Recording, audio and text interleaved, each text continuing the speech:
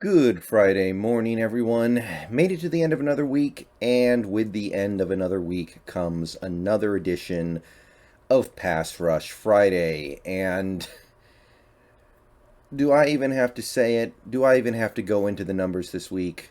You guys know how bad it was. I don't have to dictate to you guys exactly how pitiful the pass rush was against a Pittsburgh Steelers team with a rebuilding offensive line and an immobile quarterback with very limited arm strength. So we are going to go through the numbers, but we're going to be pretty quick because there aren't a whole lot of numbers here that aren't zero.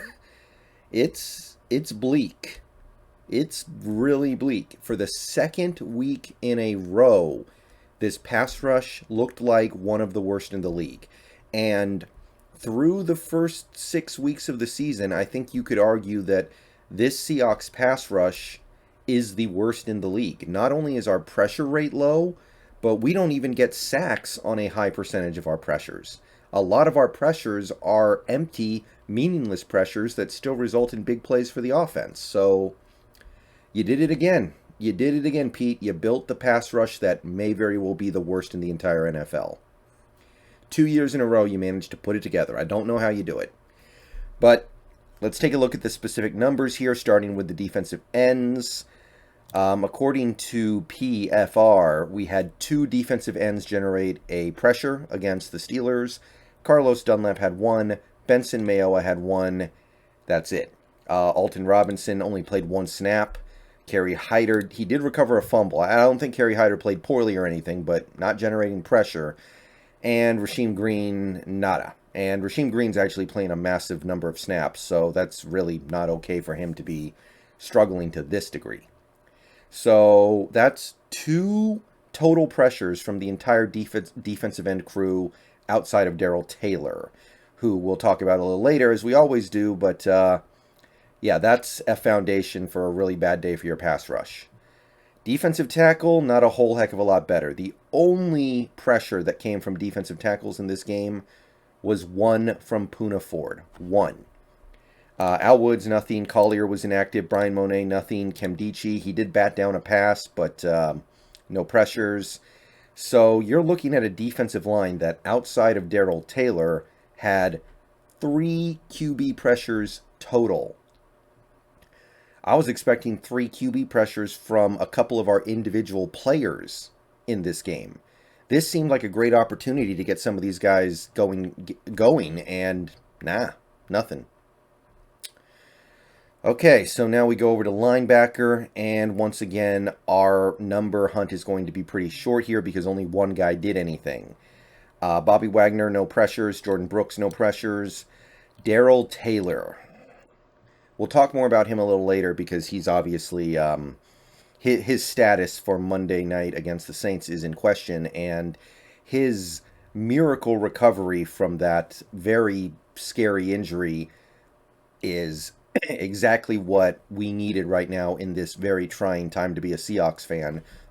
We needed some good news, and that good news has come in the form of Darrell Taylor supposedly being okay enough to where he might play against the Saints.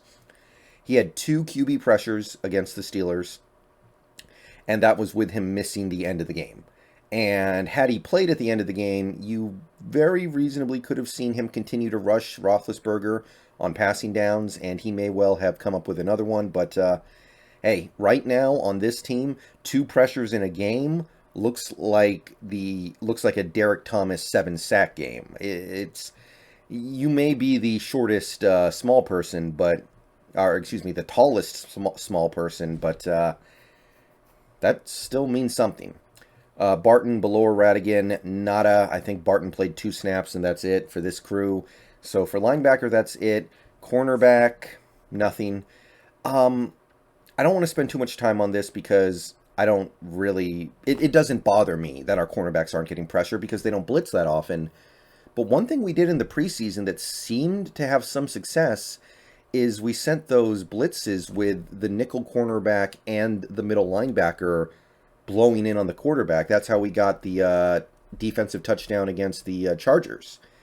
So, doesn't seem like we've seen that once through 6 games. That seemed like something that might have a chance at working. That seemed like something you did that generated immediate pressure. There are drawbacks to doing something like that, but I don't know why we're not sending Blair on a few more blitzes and mixing it in with some linebacker blitzes to try to generate some creative way to generate pressure. That was something that kind of sort of worked okay in the preseason at least once, and I saw it produce positive results a couple other times. What happened to it? I thought that was something that Marquise Blair might be able to do for us this year that was a big plus, but I'm not even really seeing us trying to send him on the blitz, so not too concerned about the cornerbacks not generating pressure, but I'd like to see that nickel blitz make a little bit of a comeback. And we're going to wrap things up on a little bit of a positive note, although it seems like small potatoes. Jamal Adams finally got on the board. He did generate 2 QB pressures against the Steelers, finally got in on the action. But with that declaration comes all the usual caveats. Yes, he got QB pressure, but he didn't get sacks. Yes, he got his hands on the ball, but he didn't get interceptions. He's making plays, but he's not making the big play. And when you pay $17 million for a safety, you should be getting the big plays. You should be getting big plays constantly. And early on in this season, I was saying that, he's just not in a position to be making these big plays. He's just not. I can't hold that against him, but now you can very credibly say that he's been in a situation many times over the past couple weeks where he could have made a big play, and he simply didn't. Still no sacks. I think he's got 1 tackle for loss. He had the big hit on Najee Harris in the first half, I think it was, but that doesn't really do anything other than hype the rest of the team up a little bit, maybe. So we got to start seeing some big plays from this guy, or else the fans that Jamal Adams still has, and I know he still has them, they're going to start turning on him, and I can't blame them. I've said it before, I've said it again, I'm not interested in getting mad at players right now because I think the coaching is really that bad and that dysfunctional.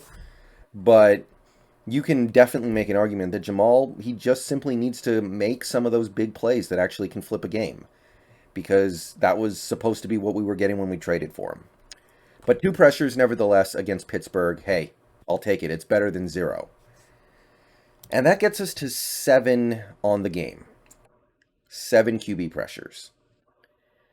So, Pittsburgh did run the ball a pretty healthy amount. They didn't pass the ball 60 times. But we still got to overtime. We got to play a few extra snaps against Roethlisberger dropping back because of overtime. So it wasn't like he only dropped back to pass 20 times.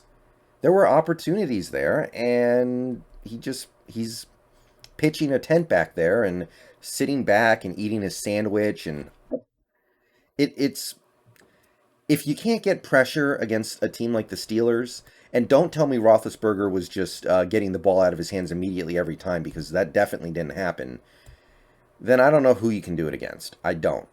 And I don't understand how Carroll did it. I don't understand how Carroll and Schneider managed to do it. Second year in a row, you build probably the worst pass rush in the NFL to start the season. Can we go for the trifecta next year? I mean, at this point, that's what I'm thinking about right now. I'm not even thinking about this pass rush because it's so damn weak and so useless outside of really one player.